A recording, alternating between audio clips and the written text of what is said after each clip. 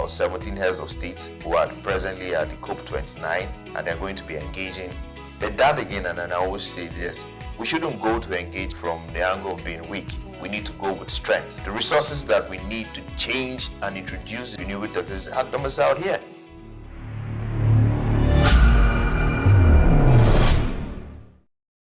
Hello and welcome to another special edition of COP29 coverage on Green Growth TV.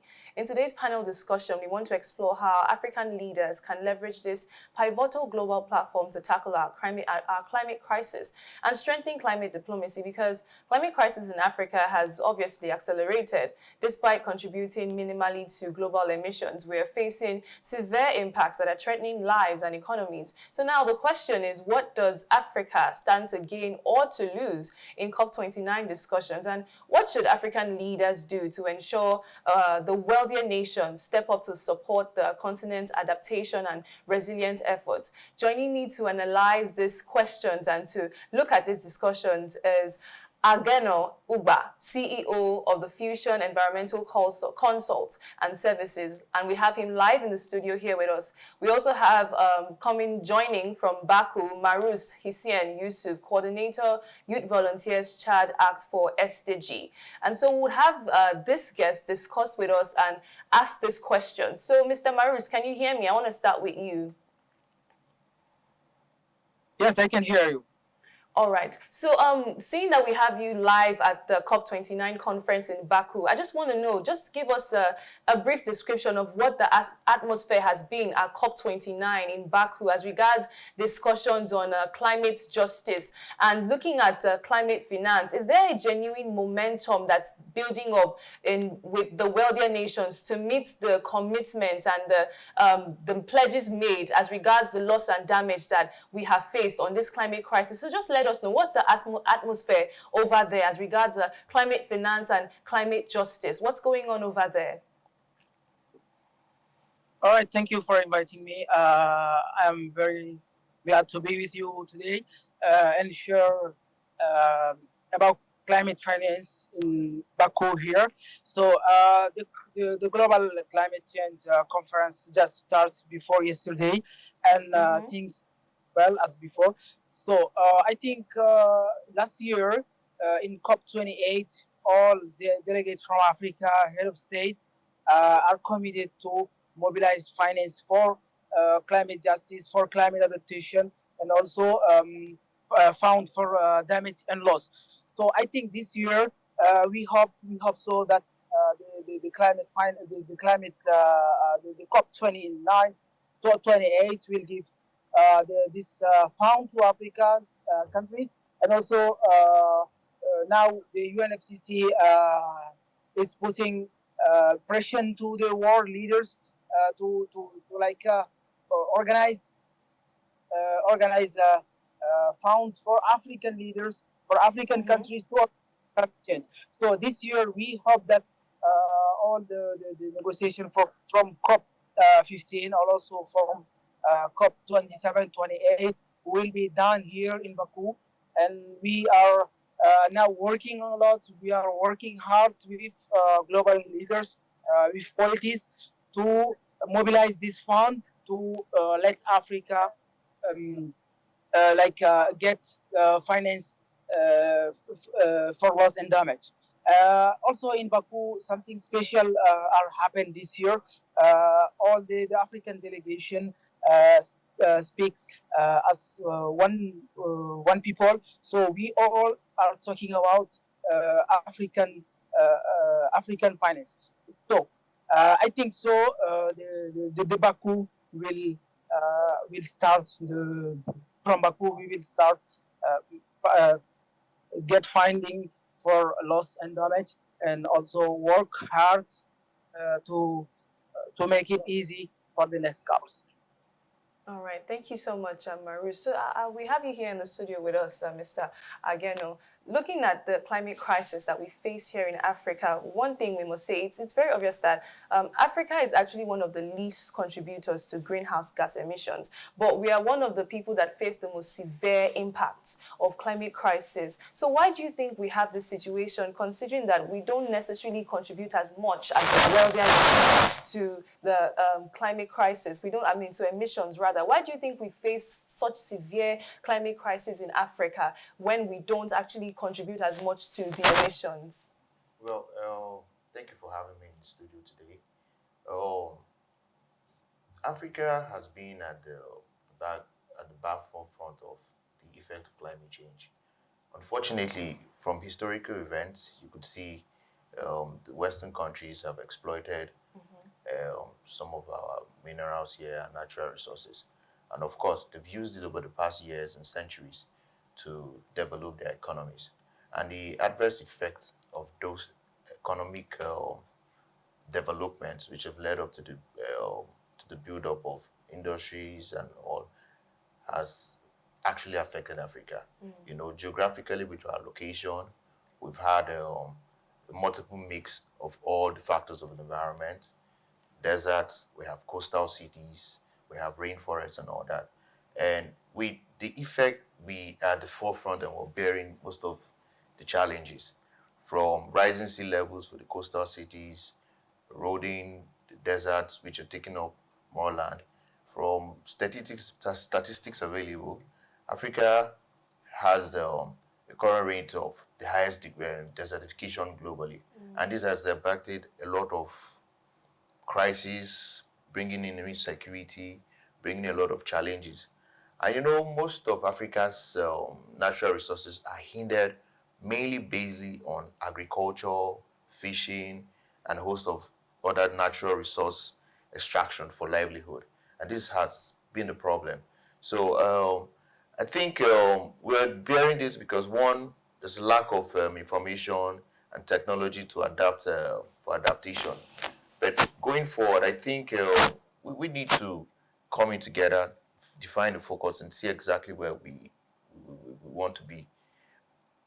All right. So, like you've pointed out, this we're in this situation because of the exploitation that we went through before. So now, looking at the historical, looking down the historical lines of exploitation of our resources, do you think that the wealthier nations should actually take responsibility for the climate crisis that we're facing here in Nigeria? Do you think that they should actually take responsibility in the sense of financing this loss and damages that we have faced? So is that what you're saying, that we're not actually at fault, or can we, how do we balance it? Do we just say, oh, it's the wealthier nations and because of how they've historically exploited our resources, that's why we're here? So is it that we ourselves haven't contributed anything? And if so, aside that, how do you think that they can take responsibility of this loss and damage that Africa is bearing because of this climate crisis? Well, I like the engagement the African leaders have been engaging recently. You know, we have the African Union climate commitment, which has to do from now to 2063. We have last year there was a climate summit in Kenya. And at the current COP29 that's currently going on in Bangkok, about 17 African leaders are at the forefront of talking to prioritize what we want as the people on our continent. The Congolese president is supposed to give a keynote address on the tropical rainforest. The Equatorial Guinea president too, and a host of other presidents. So for us here in Africa, I think we should stop playing the victim. We should go into the negotiation table with a lot of strength, try to see how we can now use our advantages. We're talking about rainforests help here in Africa, which could become carbon sinks, right? We now need to also push them to advance on how we restructure climate financing. It's been a challenge. And unfortunately, there's a mixed feeling with the election of Donald Trump. You know, everybody's scared he might pull out from the climate change agreements and treaties globally. But having that said, I think we need to look straight into the face of those guys who have put us exactly where we are. You tell them, no, we need this, we need this. We don't always have to play the victim. We can now come in with our own advantages and present to the table. and also even restructure and also try to domesticate our own challenges, our own problems. I think when we bring that challenge back home, domesticate that, we're able to now to really understand our peculiarities and see exactly where we can go. All right, thank you Yes. so much. So, Mr. Marus, I want to get back to you. Given that Africa it's warming faster, it's all over that we're warming faster than other regions. So, what immediate steps do you think we should prioritize in COP29? What specific discussions do you think need to be had for us to manage this climate-induced vulnerabilities? What responses do you think we need to hear, especially in terms of, because when you look at the situation of climate change, our responses are usually more reactive than proactive. So in what ways can we put in proactive measures to address the climate-related crisis that we're facing here in Africa? Okay, thank you for the question. So I think we will start before African leaders did not understand the fact of climate change, but now the emergency is here. All of the African leaders understood what is going on and how we can. And now in Baku, we the very good thing is all African. We just focus on climate justice. We need we need to the other world leaders to understand that they are doing that they are polluting the war, and they have to take the responsibility. They have to finance those poor leaders, poor countries to overcome. So now I think we have to start by climate justice. Climate justice is very important to let the other world leaders understood that they have to take their responsibility. They have to give back to the Africa. And also, one thing is important. We registered last year in India an important flooding, and also this year we registered in African countries like Chad, Kenya. We registered a very important flooding, and those flooding are causing so many countries. Also, we have to take it like in a positive way. The fact is here. So what are we gonna do? I think we can use this flooding to improve the agriculture, to improve um, health, and also health disease and all those things. I think we must also invest in Australian climate resilience in terms of agriculture, and also um, one thing is also very important is to restore ecosystems. Now, Africa, because of all those stuff, are losing ecosystem. So we, from Africa, we must start now. The other leaders of the world did not care about Africa. We are the African. It is our continent. It is our countries. So we must start by ourselves to let the others know that we are here and this is what we can do. And then we will make the pressure to those world leaders to follow us, to support us, and also to give what is important. And also, I think now in Africa we have so many countries ongoing to the desertification. So we must also think about renewable energy to to transform the sun by positive way. Like now in Chad last year, we registered 48 degrees of sun. So it is very important for us to think about renewable energies, and also yes, I will come again. Okay, so then now you know that currently in this new COP29 there was a new initiative, the NCQD, so that was put forward to address this same issue of climate financing. So now looking at this new NCQD, do you have expectations of how effective it will be and how accessible do you think this would be to developing nations to improve and to build their resilience when it comes to a robust and effective? So the question now is, what would a robust and effective NCQD look like in practice? What are the expectations? Okay, because now climate change is new in Africa. We was not aware about climate change before. If you come to our communities, they are they don't know about climate change. It's new.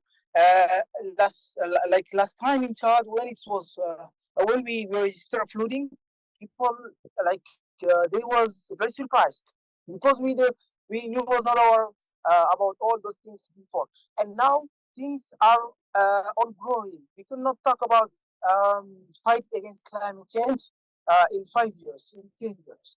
It will take time.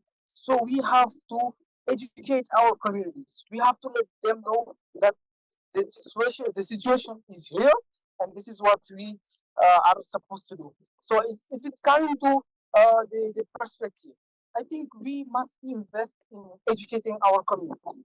Education is very important.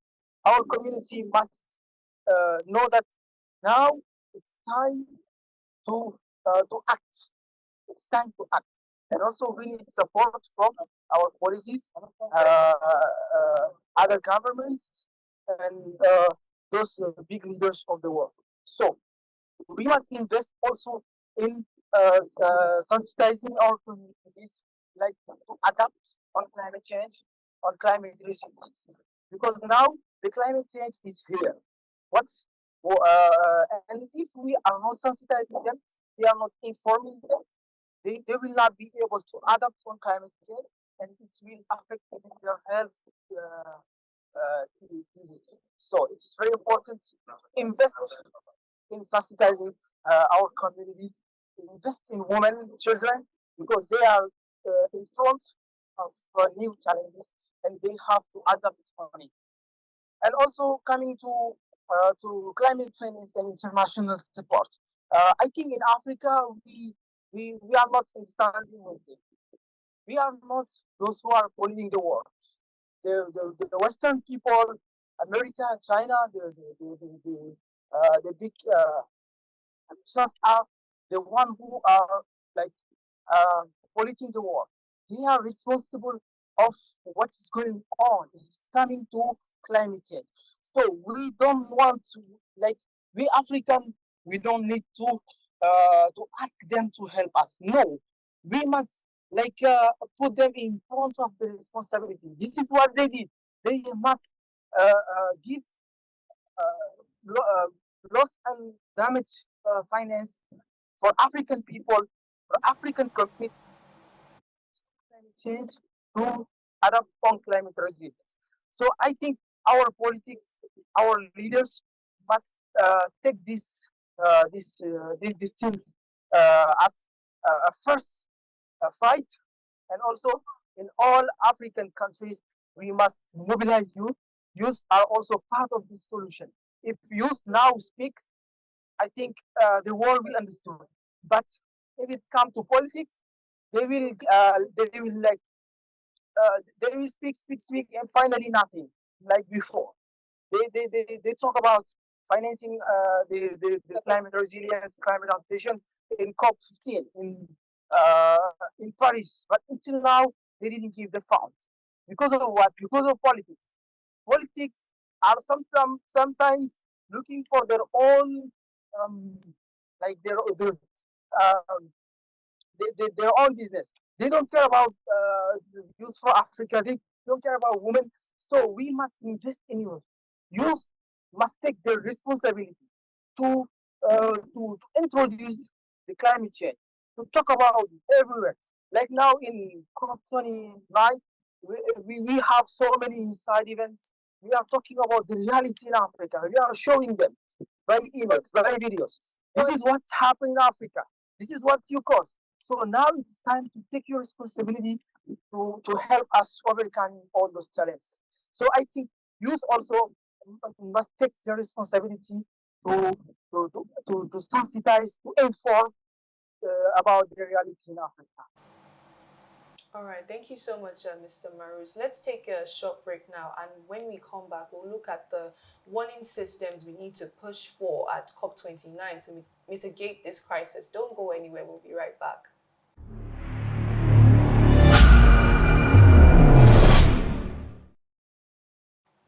Welcome welcome back. You're still watching a special edition of the COP29 coverage on Green Growth TV. So now let's jump into the other pressing issues that we have to discuss. Now, I'm coming to you, Mr. Arguino. Let's look at it from the aspect of technology. What specific climate technologies do you think, what cutting-edge climate technologies do you think we need to put in place? And aside technologies, what early warning systems do we need to put in place in Africa to ensure that we're able to not only mitigate climate crisis, but also to adapt? Because it's in some situations, we just can't do anything. In some situations, we just have no choice. We have to adapt. So what warning systems do we need to put in place, like I said earlier, to ensure that our responses are not just reactive, but proactive? So in terms of technology, in terms of infrastructure, systems, and all of that, what do we need to put in place to ensure that we're properly adapted to the climate crisis that we're facing here currently?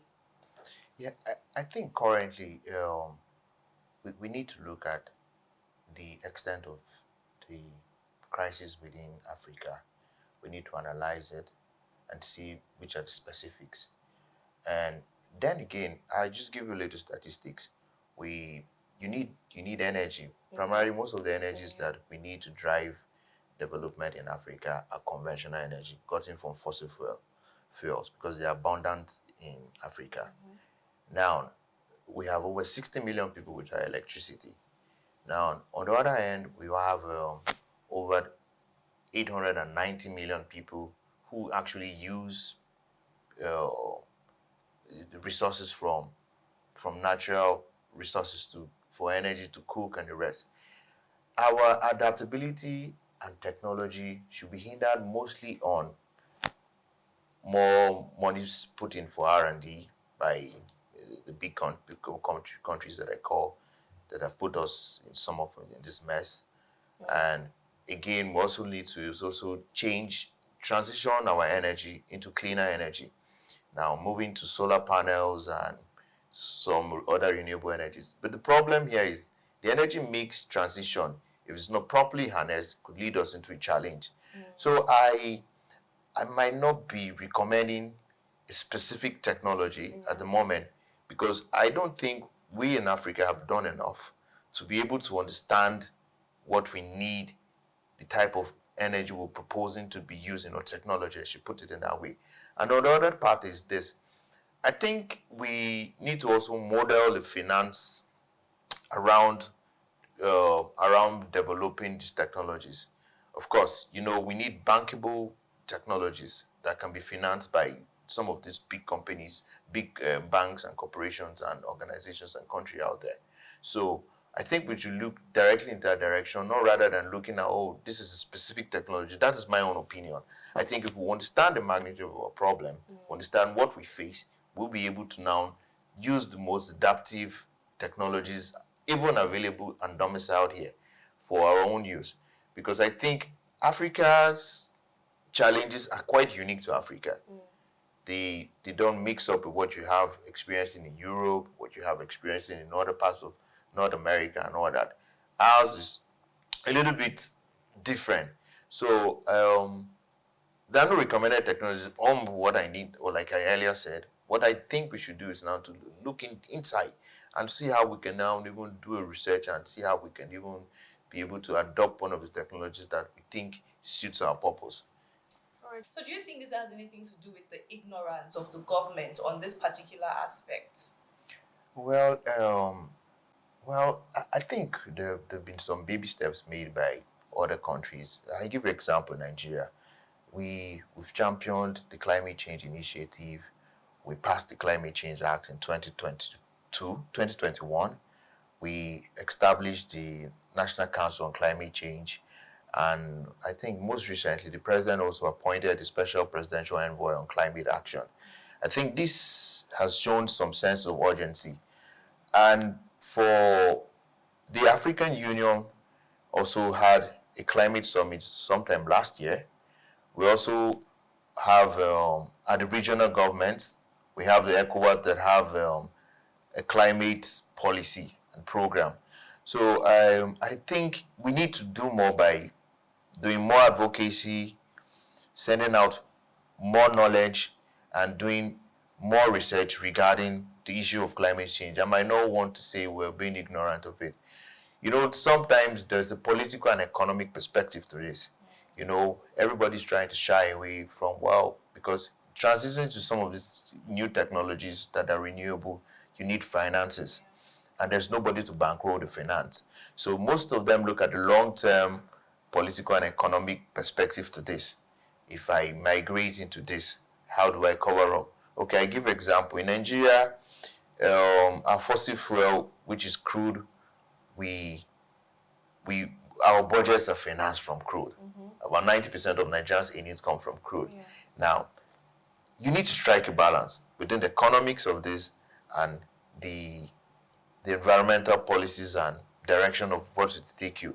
So, which means you need a lot of money, a lot of financing into this. So, the lack of availability of that has made it look somehow like everybody's just holding back to a little piece they have. But I think so far so well. I think the discussion now is on. It's serious, and I must commend our leaders. If we all go the direction of where we are going to, by trying to come together, it's like there are about 17 heads of states who are presently at the COP29, and they're going to be engaging. But that again, and I always say this, we shouldn't go to engage from the angle of being weak. We need to go with strength. The resources that we need to change and introduce these technologies, renewable technologies, are domiciled here. The elements you need to build the battery cells, to build the solar panels are here. So I think we should go into that and try to make them to pump in a lot of finance here and, give subsidies so that we can adapt and also change. I think that will be a starting point for us. All right. Thank you so much for that. So, Mr. Marus, let me come back to you now. At the COP29, like Mr. Ageno has said, there's specific things that we need the African governments to put forward on the table. So in looking at the decisions that we want these leaders to have, what specific advice or what specific aspects do you think they need to put forward at COP29 that needs to be addressed? Like he said, we shouldn't come from the place of weakness. So in looking through this light, what specific discussions do you think African leaders need to put on the table at this particular conference to move us from this particular situation that we're in right now as regards climate crisis? Okay, thank you. This is a very good question. I think our African leaders must establish a clear and transparent financing mechanism, like to dedicate loss and damage fund, to create like a specific fund under the UNFCCC with clear defined contribution, and also disbursement procedures. Yeah, and also the fund should be designed to address both economy and non-economic losses, including loss of lives, cultural heritage, and biodiversity. And also, um, obligation uh, the obligation contributions. So we must oblige them to contribute. And also, we in Africa we have to regular a transparency.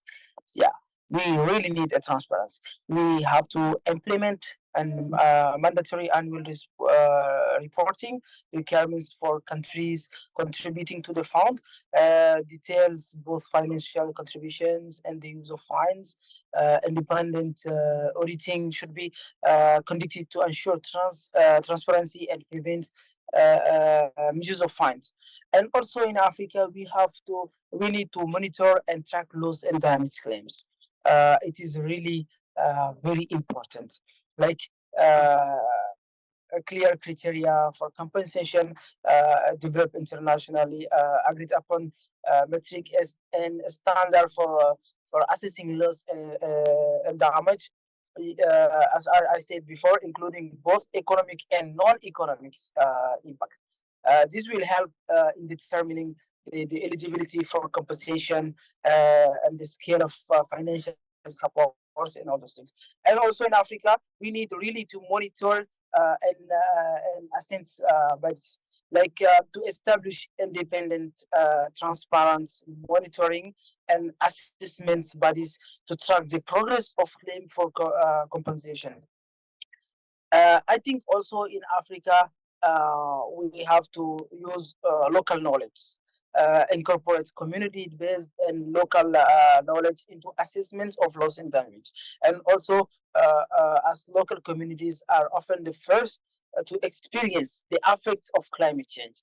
This would ensure that assessments are grounded in the left releases of vulnerable population. And also in Africa, we know that we have so many culture, and also we have so many important resources to uh, like uh, to to let them continue. So we also need to uh, what I'm saying, like we need to implement our culture to uh, to be adapt on climate change. And also we in Africa we have something I think it is special African. We are not we are like doing the other people from other countries like heroes, and yeah, but we in Africa also we have so many heroes. We must invest in them. We must give them the place that they deserve, and also to show to the world that Africa are also there where everybody is. And also one thing I want to add, we must also establish a mechanism for capacity building and technical assistance, like training and technical support. Like we must set up provisions within the agreement to offer a technical assistance and capacity building to development countries to help them to understand and document the impacts of climate change, like to show with videos, some pictures, and also navigate the compensation process. And also, technology is very important. Like we must include technology in every project in Africa, like agriculture. We must also we must put technology in agriculture. Like today we are talking about smart agriculture in other countries. Why not Africa? And also I wanna thank the government of Nigeria. They are doing good job now, considering uh, the technology. So it is important to continue uh, uh, investing in technology to overcome the fact of climate change. And also we have to invest, as I said before, in adaptation and resilience. It is very important. Climate change is now under our door. What are we gonna do? We must invest in adaptation, in resilience, to help our communities to understand what's going on, and also to adapt with those new challenges they are facing every day. And also in public and policies, I think it is a strategic and political issues if it's coming to climate change. Our political leaders must understand that it is time to act. It is not time to speak. We must start now doing helping youth, helping communities. And also, I would like to really appreciate what our youth in Africa are doing today. We have so many organizations created in Africa, and also those youth are doing very important job. They are doing the job. They are doing some. They are realizing some project with their own money. They are volunteering to help to fight against climate change. I think those youth must be understood, and also our leaders must bring them to the first to their agenda. They must invest on those youth, help them realize their project, and also we know that in Africa, our local organizations are very near to the communities. So those are the people that we must invest in on them. give them finance, like create a local finance for those kind of activities, and also mobilize international funds, mobilize international supports to help them uh, uh, like make their projects in all the African countries. So I think those are some area we must invest on it right now, and I will never I will never, I will say it again and again. We must start acting now. Now is time for action. It's not time for talking. We talked a lot. We attend so many COPs before, and the one thing that we are going back from to Africa every time is just speaks. So we don't need it's not longer time for speaking, it is time for acting. We need action. We need our leaders to be pragmatic, to help the communities, to help the youth to implement some projects on helping our local communities. It is very very important. So, Mr. Issa, I don't know if you've been following the discussion. I just want to ask one more question before we wrap up the program because we're almost wrapping up. So, based on everything they've been saying, I just want to ask you as well, what exactly do you think African leaders need to put forward at this COP29 conference to adjust to address rather the climate crisis that we're facing currently? What accountability measures also do we expect or do we need to be put in place to ensure that whatever decisions are made, they are binding and they actually bring about results? Okay, thank you very much. I think what we are yearning around for the COP29 is the climate finance release, because it has been a while since we have been attending COP. We are just talking about climate crisis, so on and so forth. We are talking about the climate finances, but the climate finances has not been released. So if we want to combat climate crisis in our country or in Africa, I think the climate finance has to be released so that we can undertake climate finance action. Like for instance, Sierra Leone, we are facing massive deforestation. We are also facing a lot of challenges in terms of disaster issues. But if we don't have the climate finance, how can we go into these communities, engage community stakeholders, engage the youth to inform them that the deforestation that they are undertaking in turns it has to affect them, and having solution to this problem. If people during the 1991 post-war in Sierra Leone, most of the women in Sierra Leone are left without having their husband. Most of them have been killed, so they are now single parents, and some of them have five, six children. So the only way they can able to take care of these children is by cutting down these trees and then take them to the market, or burning charcoal, taking them to the market. That is the finance they use to upkeep them, their children, in terms of feeding, in terms of paying their house rent, in terms of their education. So if we go to the provinces to say, okay, stop deforesting, what is the other activities, or what are the empowerments, what are the resources that we are going to give to those people to stop deforesting their communities, to undertake another venture?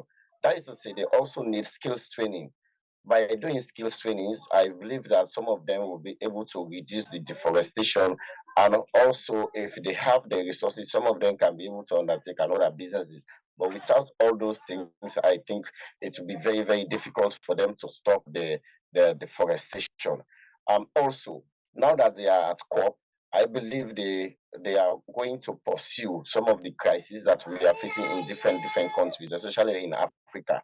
But again, we have some problems with our African leaders.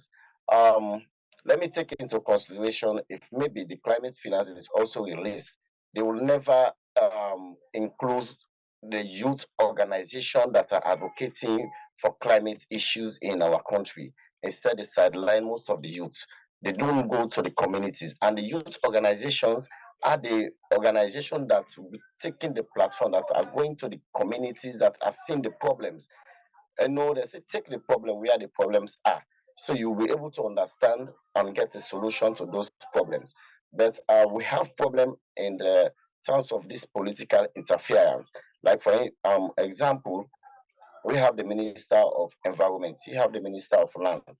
These people, if a mining company come into our country, you go and, like for example, we have a district called Kono, wherein we have massive mining that is going on. So if you go to Kono and tell these companies that this thing that you are doing here, it will lead to problems, it will lead to flooding, you are damaging our community, you are putting our people's life into risk. They will tell you that I've paid how many thousands of dollars into the government of Sierra Leone. So why can't you go and ask them, because they give me the license to undertake my mining activities here. So if I paid my money, I have to execute my activities that I've paid my money for. So therefore, it is very big challenge for us, the activists, to able to stop those people. Come to the timber loggers. If there is also a company that's paid money to the government, they are deforesting, transporting the timbers. You know, your voice cannot be heard.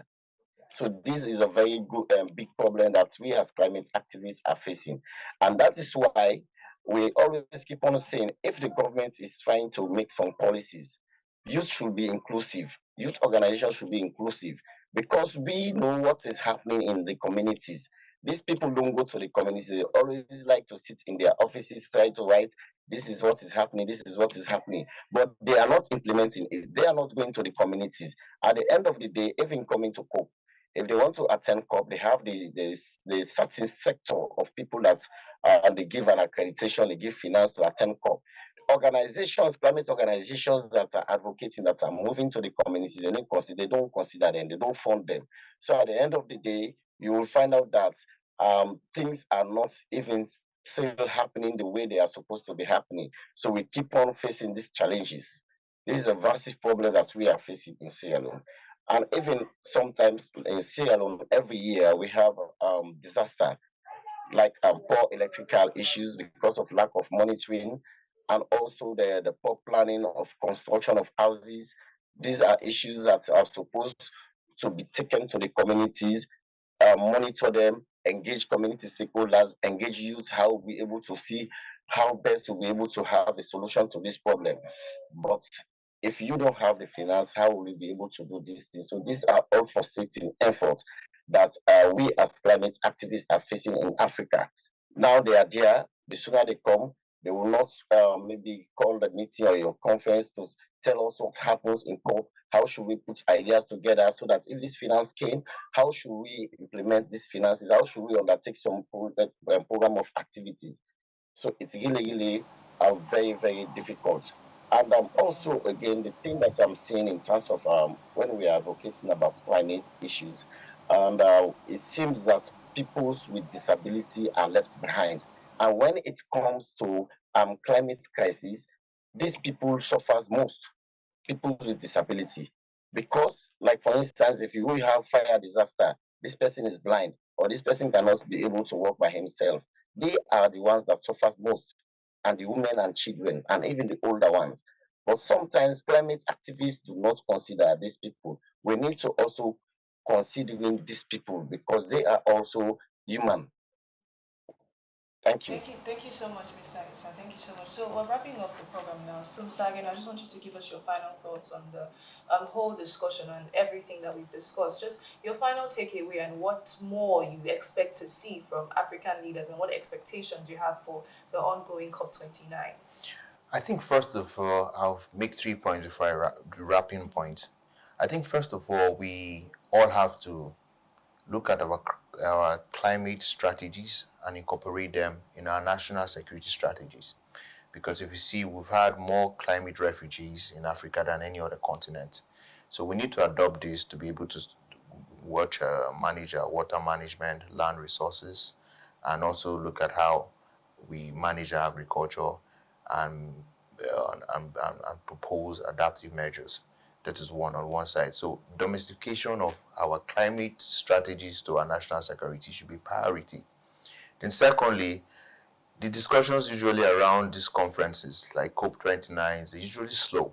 So I think we need to bring our discussion back home at the African Union, at the ECOWAS, and other regional bodies, so we can be able to sit down, take a position, and go out whenever even we're negotiating on the bigger platform from a perspective of strength.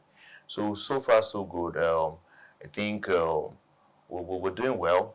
And lastly, I would thank Green Growth TV for the advocacy and the projection they've actually used in focusing regarding environment and climate change. I think you should keep it up. So, thank you. Thank you so much, Yeah. Mr. Issa. All right, so that's about it on the program. As we conclude this edition of our COP29 series, it's evident that Africa's strategic engagement at this conference could mark a turning point for the continent's climate resilience as well as adaptation. So, of course, we expect the African leaders to use COP29 to demand fairer financial commitments to drive climate-friendly investment as well and set a new diplomatic tone on the global stage. Do join us next time as we continue our COP29 coverage. I'm Tonia Gubanjo. Bye for now.